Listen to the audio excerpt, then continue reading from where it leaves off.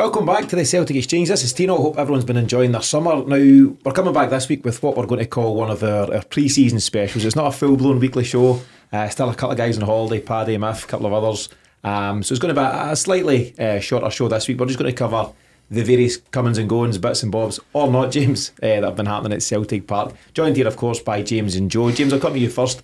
Obviously, topical news is Scotland out the Euros. Few Celtic players in attendance. What's been your take on how that's all played out? Grim. Aye. Just dreadful football from a dreadful manager, I'm afraid. I think he's a pragmatic manager, but I think there's much more talent in that squad. I was raging after all three games in terms of how he set them up, how he didn't go for it. And last night was just the cherry on top. Losing the goals, just, you've decided to finally go for it. He starts putting subs on in the last 10 minutes, then he sees 10 minutes injury time, he thinks I've gone too early. He'd have put them on after 95 minutes. Some of the subs were just mind-boggling. Lewis Morgan instead of James Forrest. Lewis Morgan doesn't know how and when to take a guy out when he's clear, running through and goal when you're all up for attack. Just there's a lot of amateurism there. He's got sticky boots, which is always his problem. Who?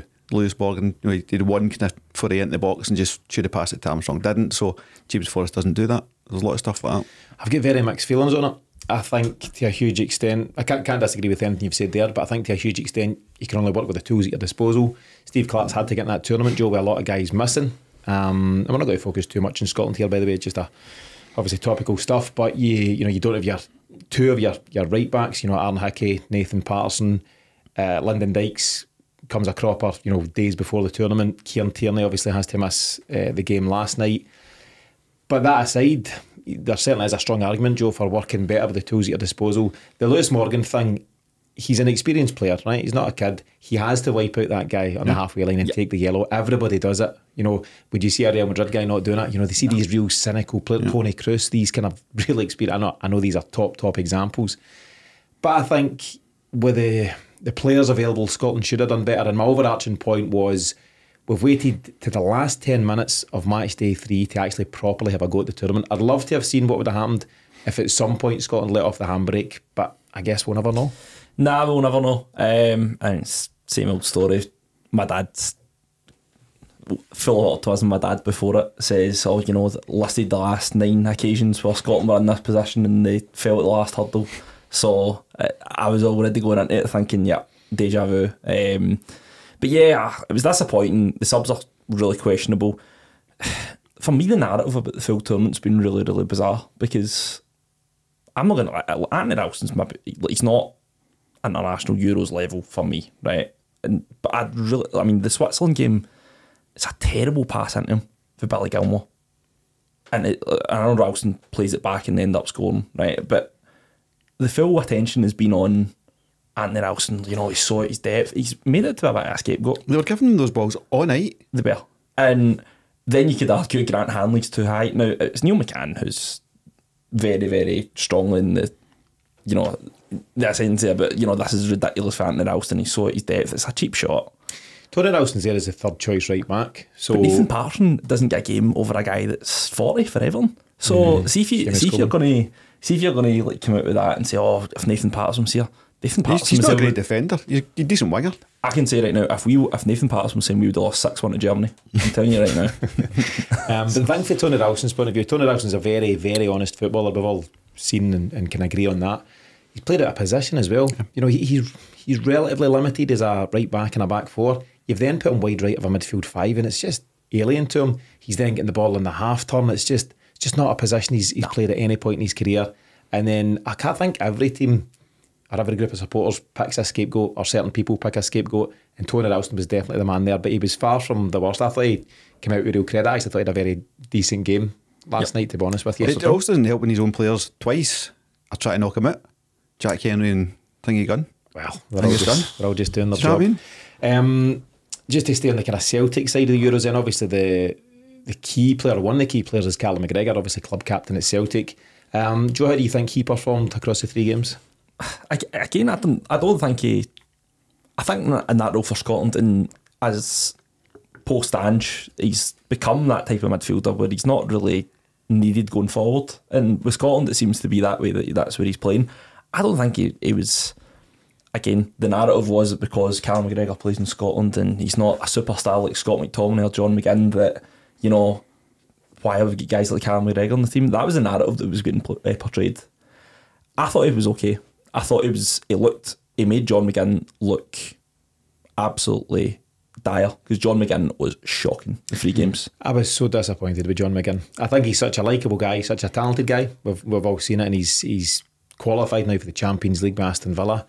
He just wasn't at the races, James. No. Sorry, another thing as well on that, which I don't think has really been covered over the media. Bear in mind, Billy Gilmore is the wonder boy, you know, like untouchable to the Scottish press. He said in his interview before the Euros that Callum McGregor was the best centre midfielder that Scotland has. So I don't even think he was actually asked up front about it. He came out and said, that guy has made me such a better player. And again, was there a mention of that full tournament? Nah, nothing. Gilly Bilmore, as Miff calls him. He's a talented player, but I think, I was talking to James in the bin here, you can look at examples. So we were talking to Scott McTominay, who's surrounded by very talented players on a weekly basis. I know, man, you aren't great at this moment in time, but there's a lot of talent in that team. And you can look across at Jude Bellingham, who is suffering for England at the moment, you know, certainly in match day 2 for them, but he excels when he's surrounded by talented players at Real Madrid. And I think what Scotland have is a group of talented players. You know, there's 4, 5, 6 names that roll off the tongue, but the rest of the guys that make up 11, and certainly the extended squad, I think there's too many that fall a bit too short. Joe, just in terms of sticking with Scotland before looking at the tournament in a wider sense, any players at Scotland that catch your eye? I've mentioned guys like Angus Gunn and Scott McKenna. Would they be of interest to you for Celtic? Angus Gunn, absolutely no way. I've Poppadom hands, I would say he's in the Barcast camp with that one. Absolutely dire. I mean, shot stopping doesn't look natural going down. Nah, just absolute dead no for me. Loves a parry to 6 yard box. However, so that's a maybe for Angus Gunn, Joe. Scott McKenna, I would sign. Absolutely. Given the circumstances, I would sign him in a heartbeat. I would sign him. I thought he was one of the few that came out with real credit for Scotland last night. I think he wins all his headers. He's quite calm in the ball. He's got a natural left-sidedness about him. I think he's better than what Celtic currently have, but I don't think you agree, James. I don't think there's a centre-half place for Scotland I'd want anywhere near my team, including Scott McKenna in that. I do agree. I think he's better than Scales, but I think I'd have him as a second choice left centre back, and the money he's looking to demand, having come from Nottingham Forest, doesn't match up with that. So I think that's why a deal's not been done. I think there's keenness on both sides to do a deal, but the agent's doing what essentially is his job or her job and trying to get more money for the client. So unless it was something around the 20 grand a week mark, I would not be interested at all. I also think, sorry, as well, see when it comes to European football, you've got the quota of domestic players as well, where... I know, but we can't let that impinge on the quality of our squad. Do you know what I mean? You've got to build a winning team first and worry about having a shorter squad second. But also see if we're going through the stage of if we're signing players that are foreign. I mean, there comes a point where it doesn't really matter unless you get rid of people. So we need to get rid of people. We'll then become a position where we're so reliant in getting rid of people and getting rid of players that could actually probably get a game over our domestic players. I mean, we're reliant on Stephen Welsh in our squad. I mean, let's face it, see if he wasn't Scottish, he'd be absolutely nowhere near a team.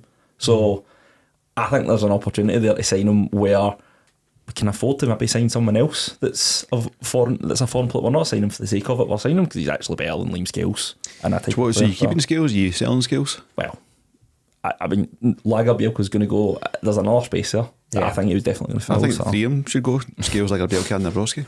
Big job for the scouting team. Yeah, we'll get to some of that a wee bit later on. But yeah, it's interesting. Obviously, the question has come up during the tournament, and I think Scott McKenna's been quite coy about it. So who knows? At the right money, I think he'd be a decent addition, but Premier League money is big bucks, and it depends on whether Celtic can make something happen.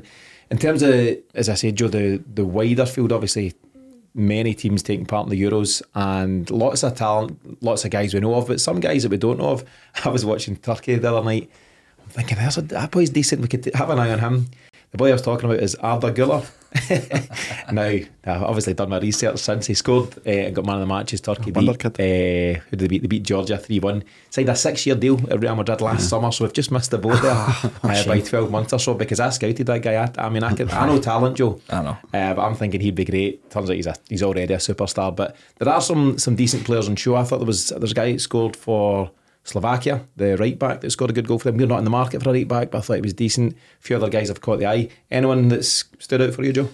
Yanis Hadji was superb in that. I'm kidding. I thought, I mean, if you're talking about Celtic level, I think of the extreme end of the scale, Inaki Williams for Spain has been absolutely incredible. He heard this story as well. Yeah, it's a whole migrant Amazing story. story. I actually heard that. Him and his brother. Yeah, there's no way he's staying. The 16-year-old for Spain as well just looks incredible. Like, I know he's 16. Let's get real though. Real as in who we're going to sign. I mean, there's whispers of it. Dubravka. Tony Kroos.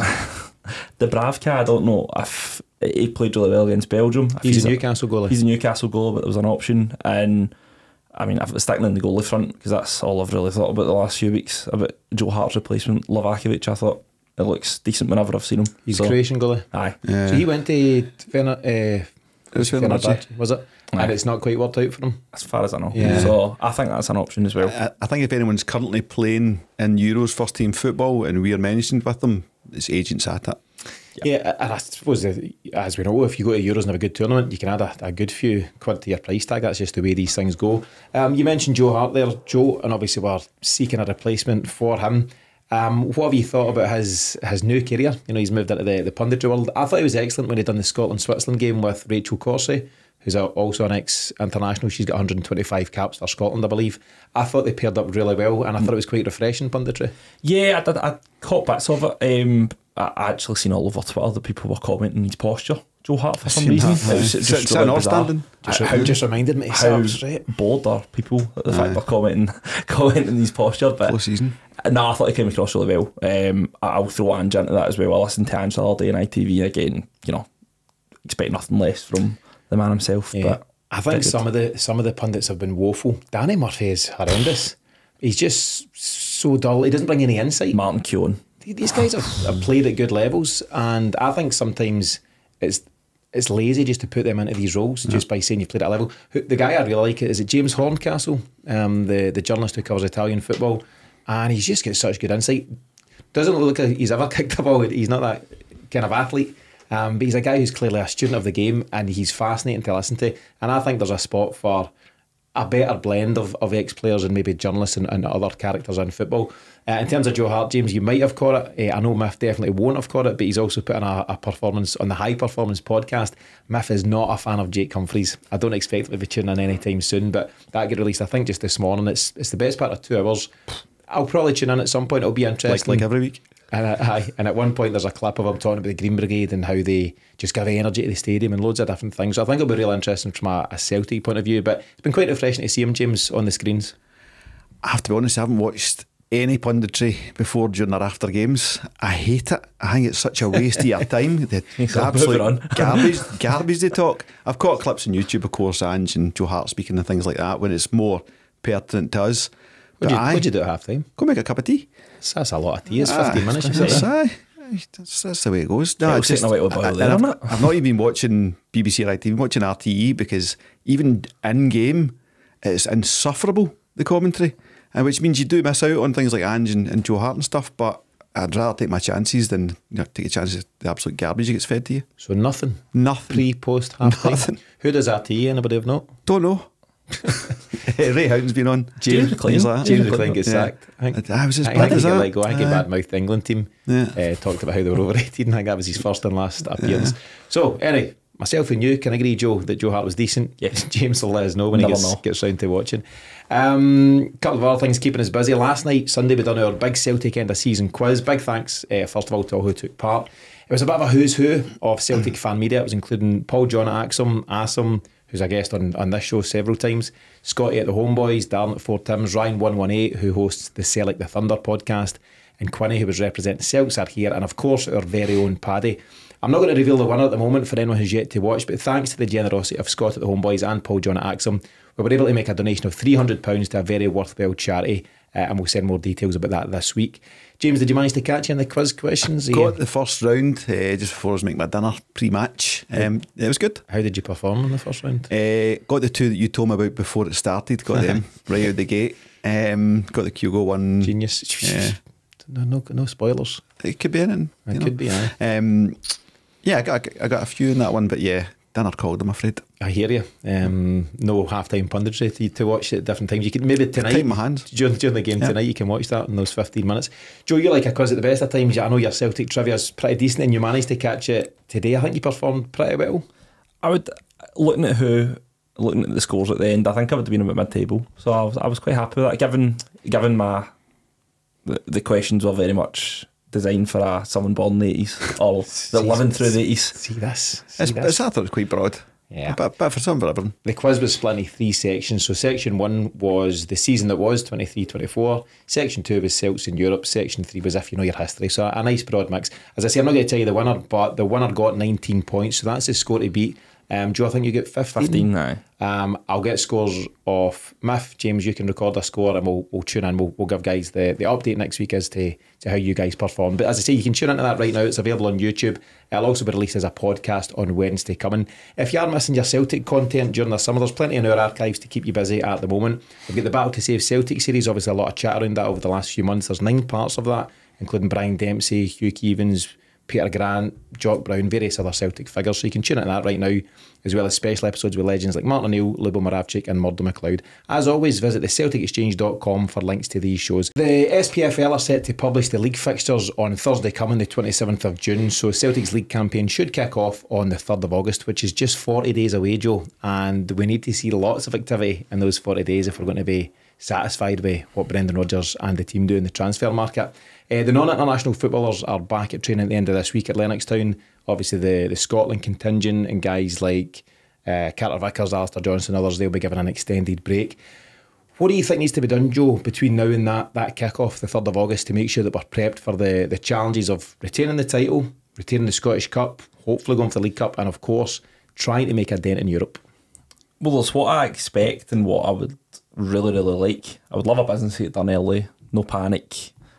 Don't really think that's how things really work from Celtic's point of view. They tend to get better players nearer the end, but at the very least I would like a goalie before then. I think that is an absolute priority.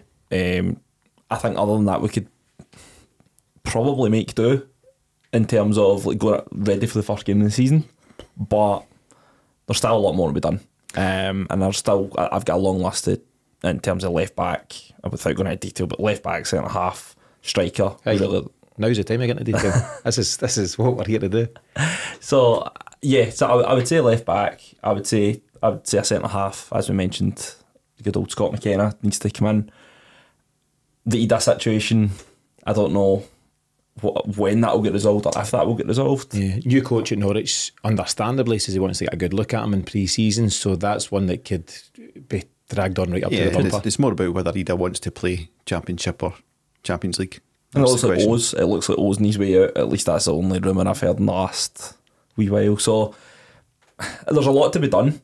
I think, given, and I think I've said this on the show before, that it tends to be that Celtic, I think there's a pecking order in terms of where we stand in Europe, in terms of guys signing their players.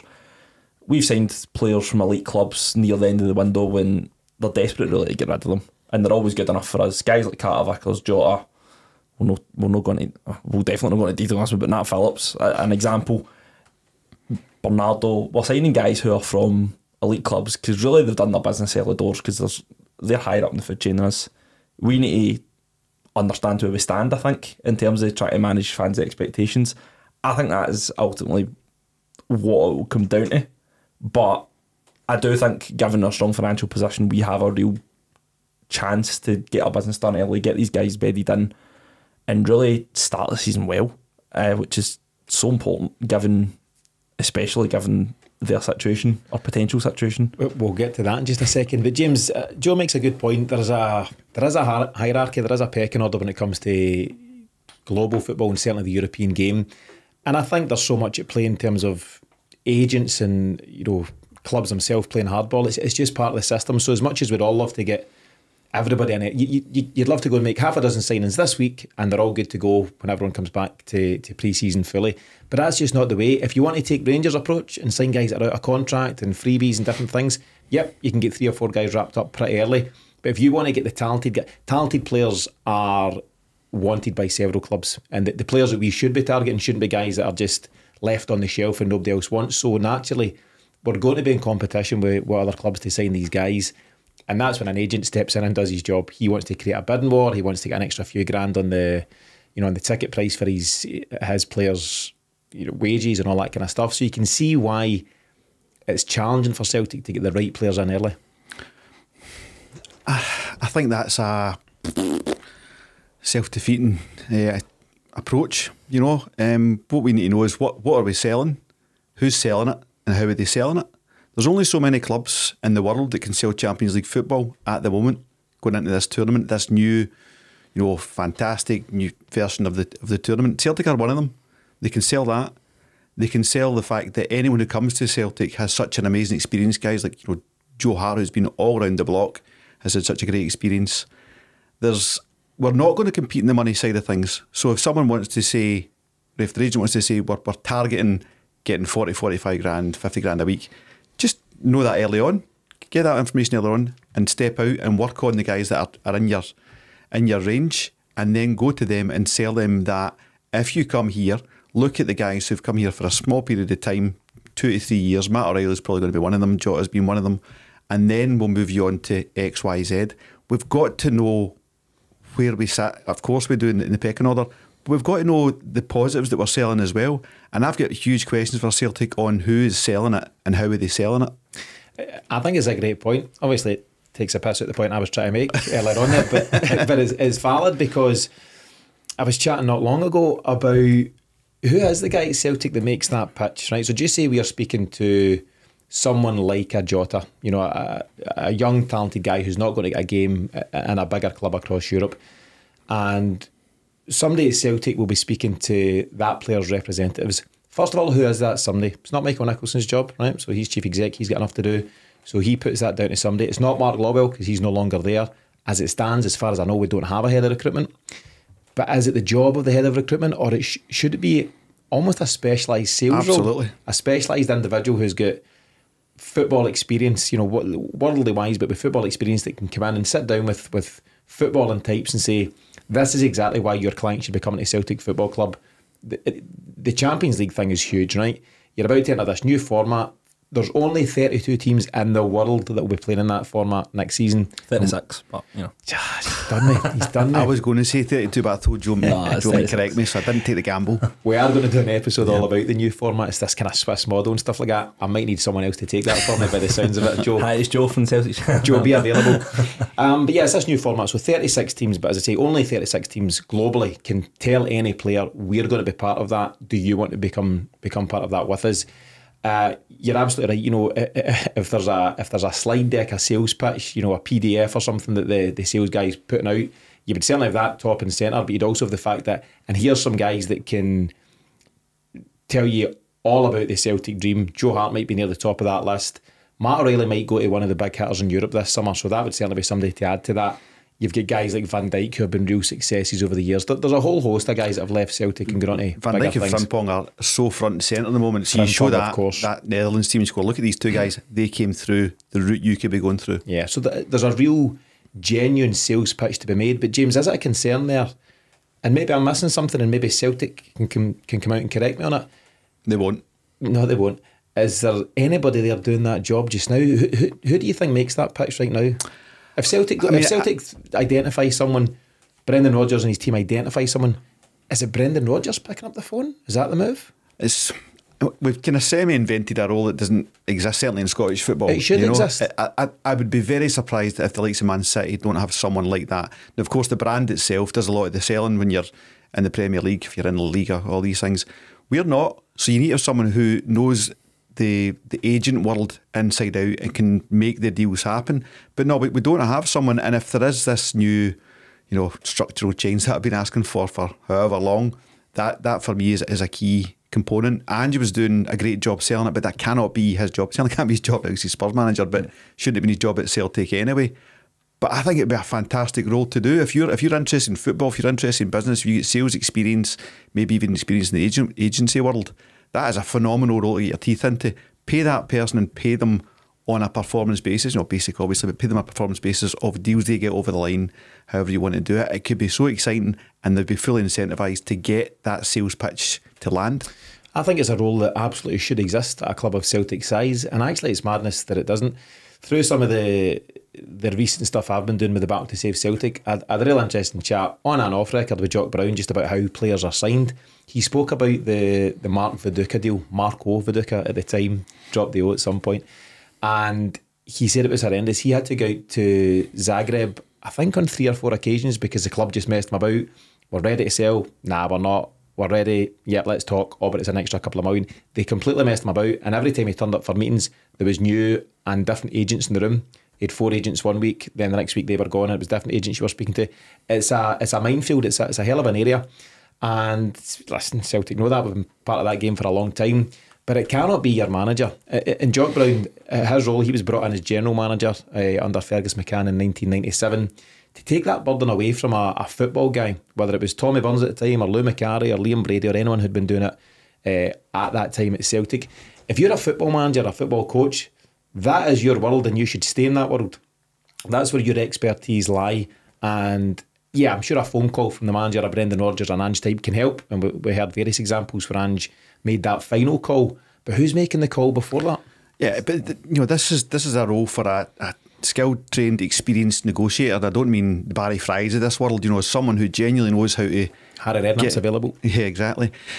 Who genuinely knows how to manage a negotiation to a successful conclusion for all parties, but also run a negotiation in terms of it's got an end date. If we don't have a decision by this, then we're looking at our best alternatives, and you need to be in good conversation with Brendan Rodgers to say, we're going to sign XYZ position, give me your 1, 2, 3, and they have to all be acceptable to you, because I'm going to go for one, but I'm going to go negotiate hard, and here's the kind of deadline on that. If they haven't moved or we haven't signed it, we're moving on to 2, moving on to 3. It doesn't kill one, but it means you're open negotiations with 2 and 3 while one is fanning about, like Zagreb and stuff like that. So it's got to be someone more from the business world than the football world.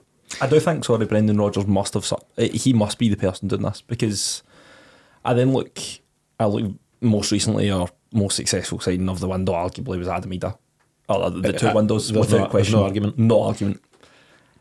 With Adam Ida, Brendan Rodgers, by all accounts, single-handedly identified him as, we need to sign this guy. It wasn't a case of it didn't appear in their network, it didn't appear in their scouting system, where, the mould of player that guys like Kuhn, Palma, guys like that are products of the system that we've generated. They're the types of players, or young players, that we want to sell on eventually. Adam Ida didn't really fit that mould. Rodgers identified him as so you can imagine Rodgers having such a role in that case. I mean, we signed Odin Thiago home before Rodgers was even in the building. So and others. There's scenarios like that, but I understand how that process doesn't really add up as to who is actually convincing these guys are selling the dream. What I read, and I think it was from Brendan Rodgers' own quotes at the time, I think Adam Ida's agent called Rodgers, knowing him and knowing that he knew the player, and that got the wheels in motion about him being available, and that's what led to Adam Ida signing in January. I would say that's a stroke of luck. If Celtic had any other head coach in place, you don't get that phone call, and then you're left to gamble. And it would have been a gamble for the remaining months of the season. This would be a very angry podcast if it was very first probably. one back. So because Brendan Rodgers is who he is, and he's standing in the game, and he's well known and well respected, he gets that phone call. That's great. The agent must have had contact, and that leads to Adam Ida signing. Out with that, it means that there's been, let's be frank, an almost complete failing by Celtic's recruitment department in the season past. And you include summer and January. Nicholas Kuhn might go on to be something, but he's not something at the moment. And I think we've covered in great detail the 7 permanent signings plus the loan signings of Nat Phillips and Paulo Bernardo in the summer there. Bernardo's done okay. Palma at times has done okay. Yang okay, and I'm maybe stretching it there. That aside, there's failings across the board. Quan, Marco Tilio, I don't need to go on any further. So by a stroke of luck, you get Adam Ida because of Brendan Rodgers and who he is.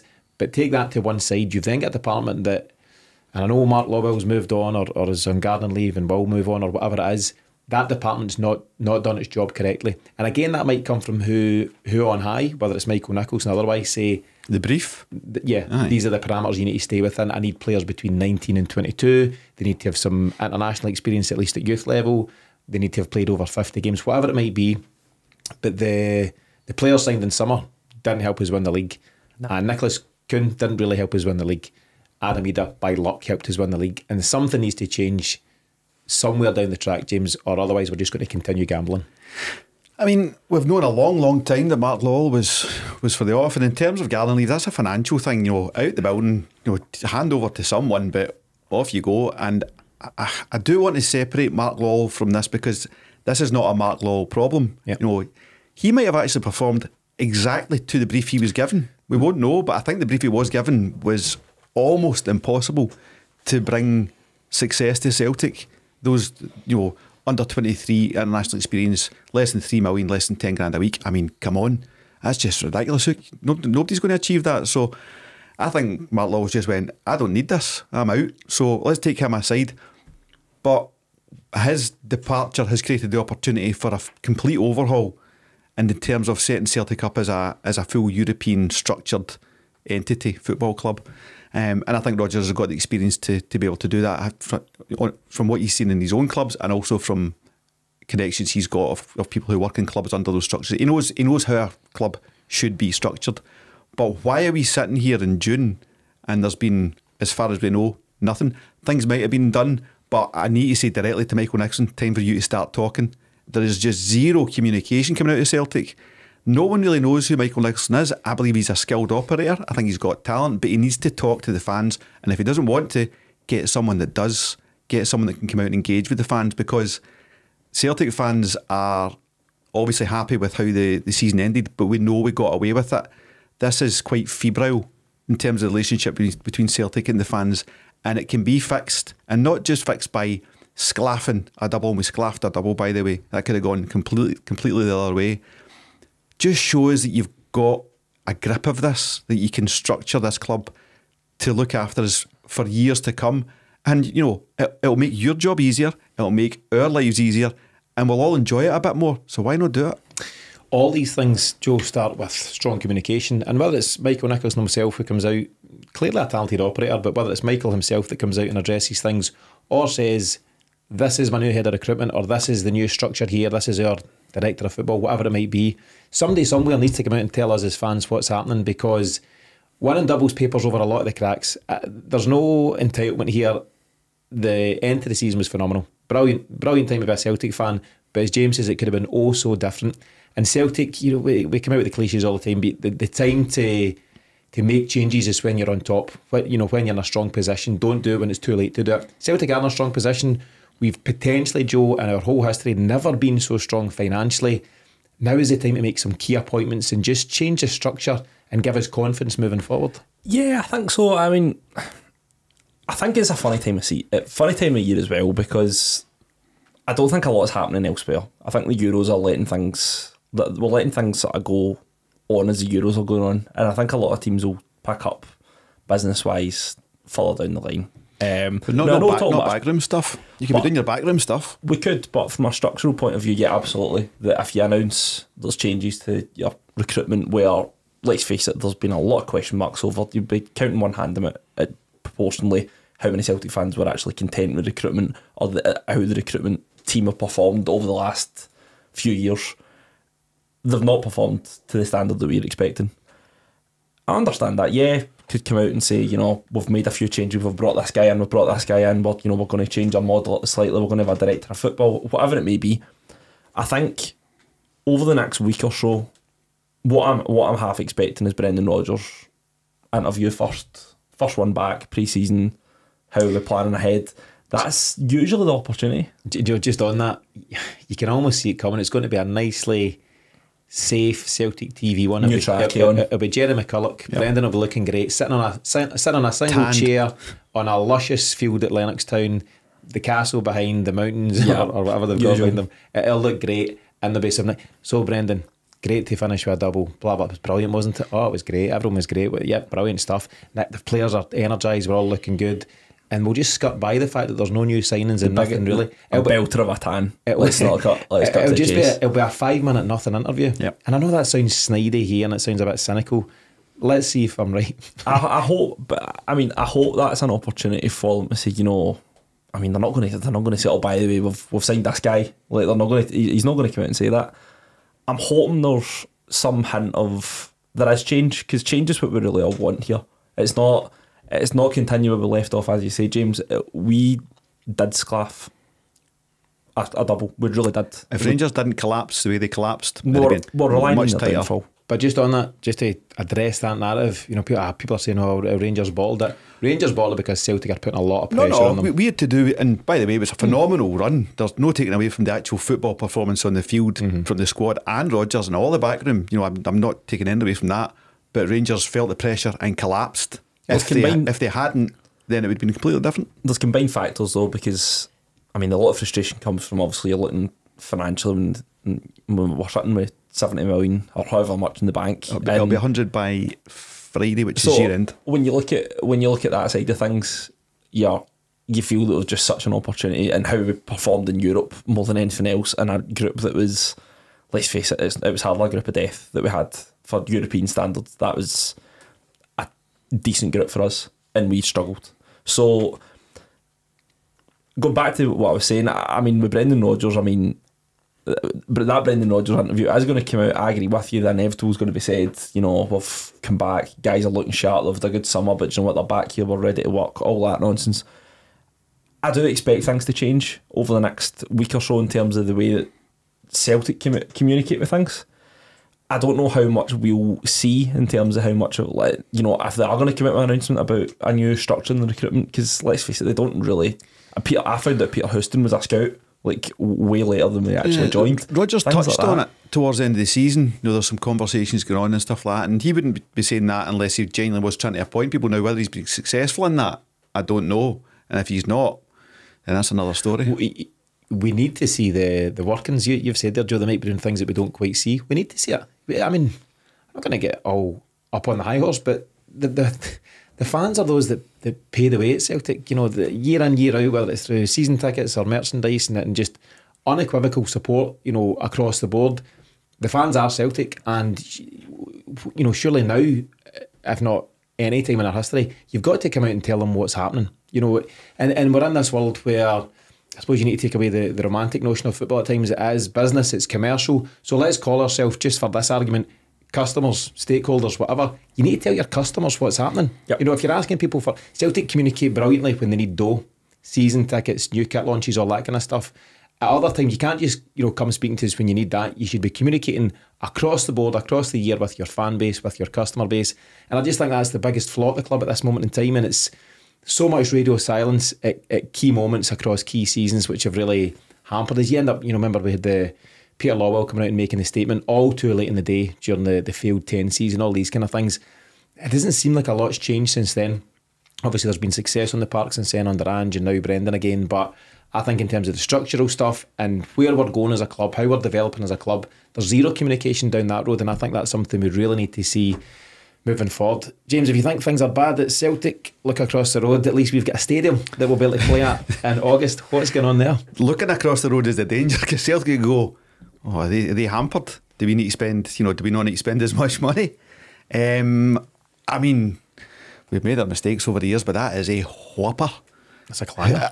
So I've had a wee look at the actual work now. It's quite an impressive, you know, bit of stadium work getting done.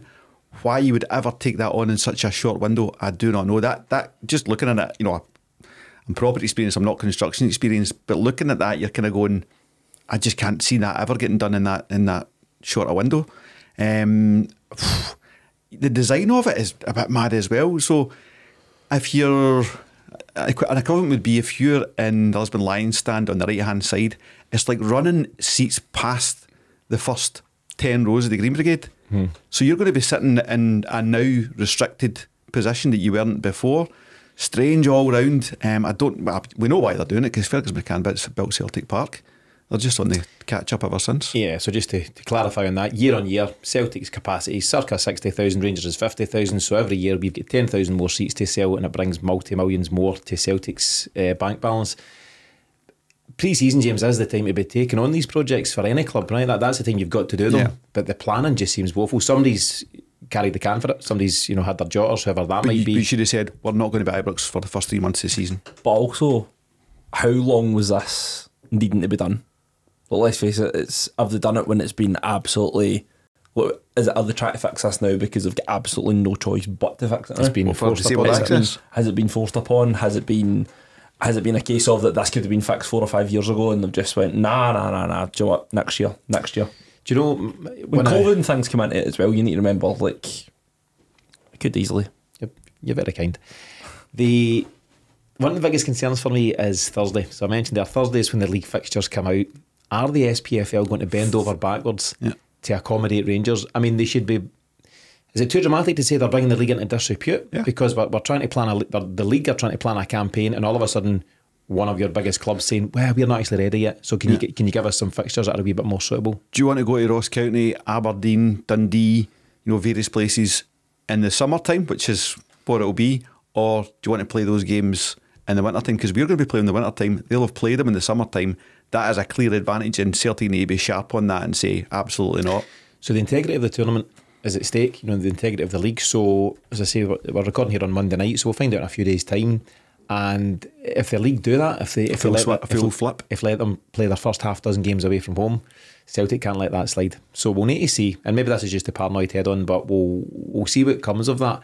The other challenge is if they're given a regular set of fixtures, as per the case every other year, where are they going to play? It's not our problem. Dundee have rightfully had a field day. They've been at it on Twitter. But listen, it's only a few months ago Rangers were roundly criticising Dundee for their unprofessionalism and not being ready and calling them out. Did they not want a forfeit? They wanted the 3 points. Oh, the statement, it was Statement City. They were just releasing a statement every week. This is ridiculous, blah, blah, blah. Yeah, so I mean, the chat is that Hampden's been used for a couple of gigs and then the pitch is getting ripped up there, so Hampden's a non-starter. That would be the obvious solution.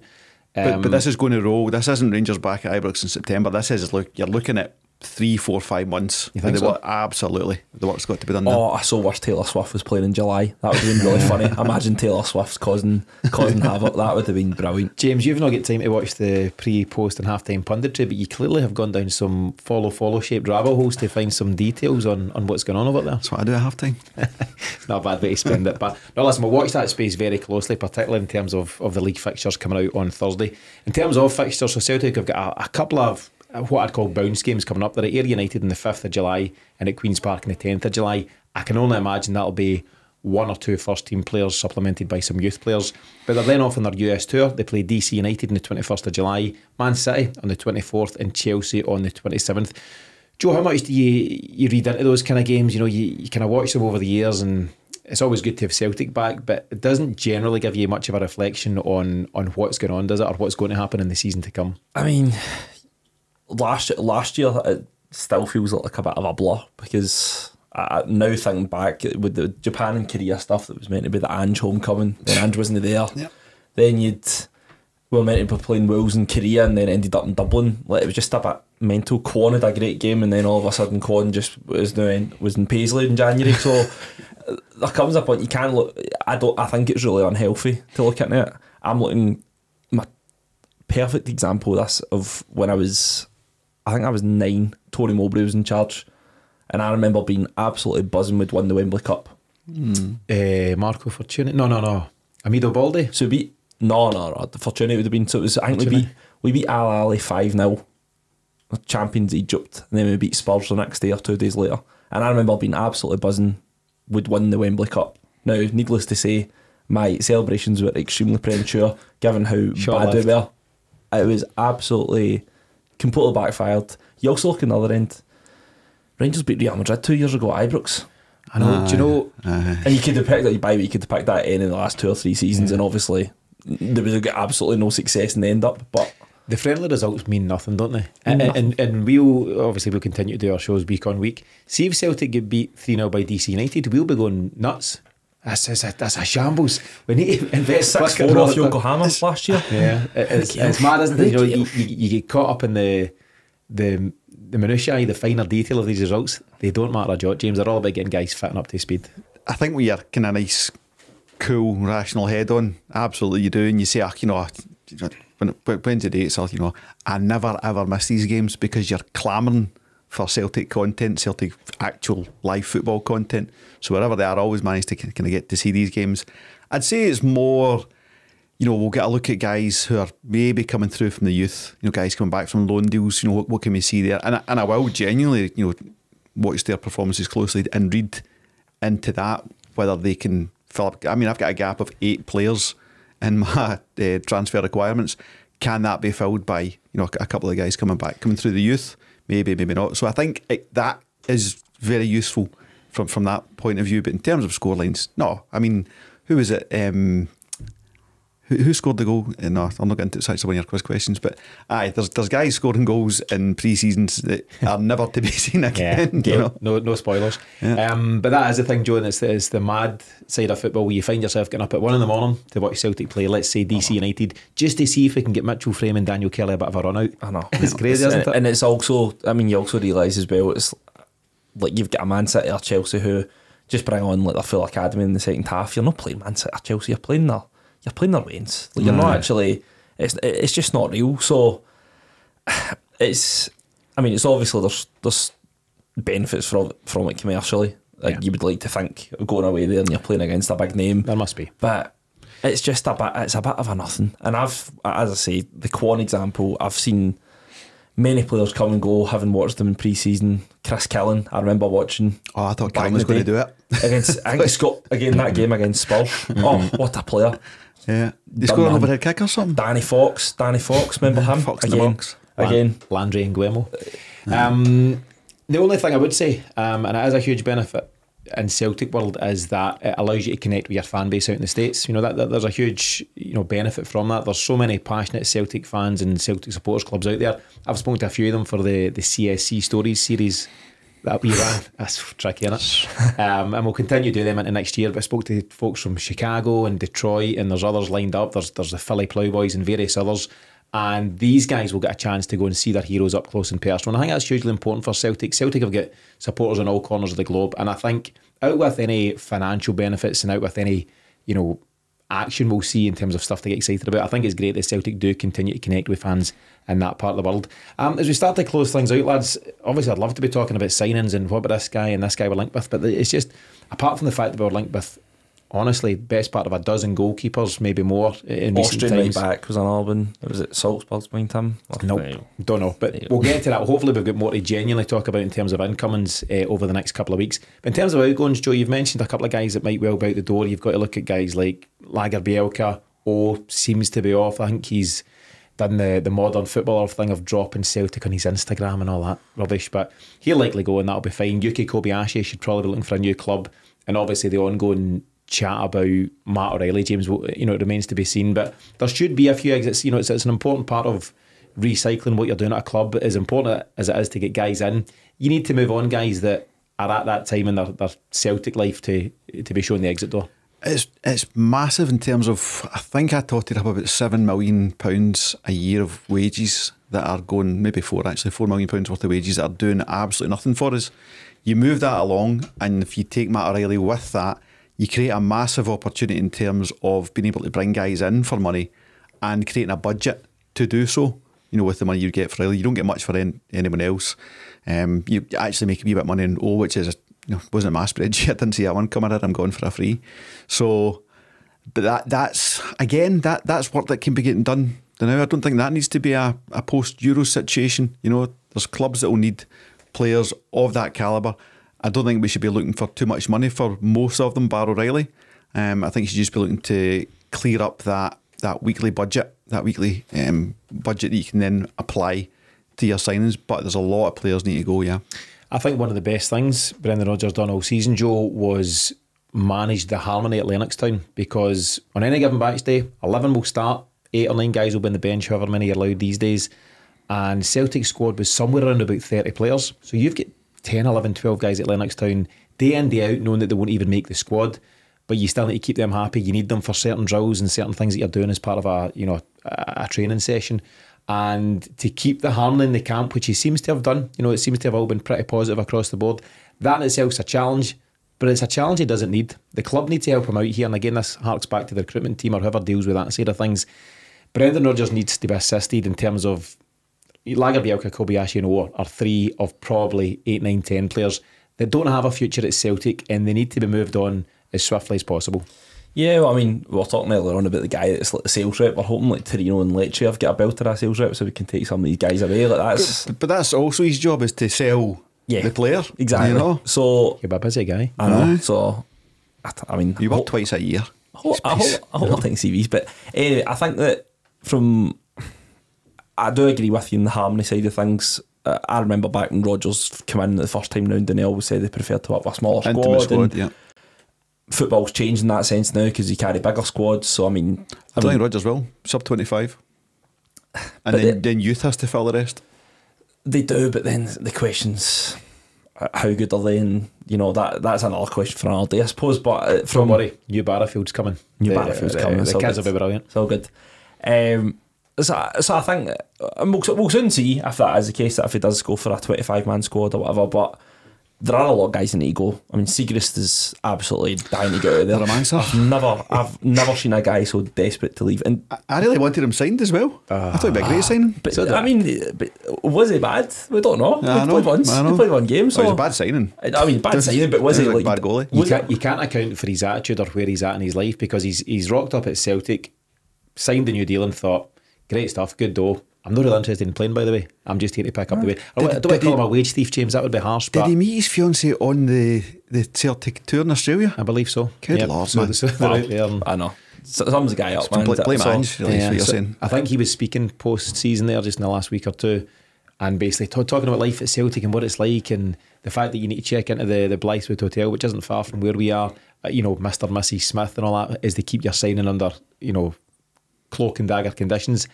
That's fine if you're a big time player, but he just arrived and he's done absolutely nothing. I don't know, it'd be unfair to accuse him of a lack of professionalism without really seeing what he's done day in, day out. But what he certainly hasn't done is genuinely challenged Joe Hart. Joe Hart was a shoe-in as long as he was at Celtic for those full 3 years, and Siegrist just brought nothing to the party. So he, amongst others, that's the thing though, you've got, I mean, amongst others, but you've got, I mean, James McCarthy's not even in the 40. Like, he's not even. I've got McCarthy on my list as a minus 500,000. Pay up his contract, $500,000 gone. Yeah. And I like the guy, and I think he's a great talent. The timing was just wrong, and the deal was wrong.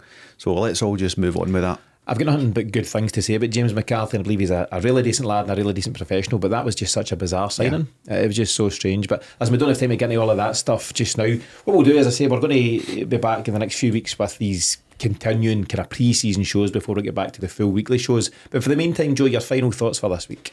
Well, obviously Euros last night was a bit of a dampener in terms of I watched Scotland or whatever, and it was disappointing from a Celtic point of view. I'm glad McGregor and Ralston didn't get injured. Most importantly, I'm disappointed Forrest never got his minutes, but that's football. And Greg Taylor. So yeah, a bit of mixed feelings about it. I'm hoping now Scotland are out the way. My mind's reverting properly, fully back to Celtic now, and really interested to see what happens over the next few weeks. Listen, it's still the middle of the Euros. I'm not expecting massive news coming out, but you know, a wee rumour that you could something to cling on to. You know, that's what I'm hoping for. Just something. Just something. As I was saying, Joe, the young lad Arda Güler playing for Turkey, one to keep an eye on for the future. Definitely one that might something to offer. James, your own final comments for the week? I'm in a similar position to Joe. Just genuine Celtic limbo here, just floating about with no information, nothing to tether me to the ground. So I just, come on Celtic, tell us something, do something, tell us something. Do something and tell us something. That's a fine way to finish.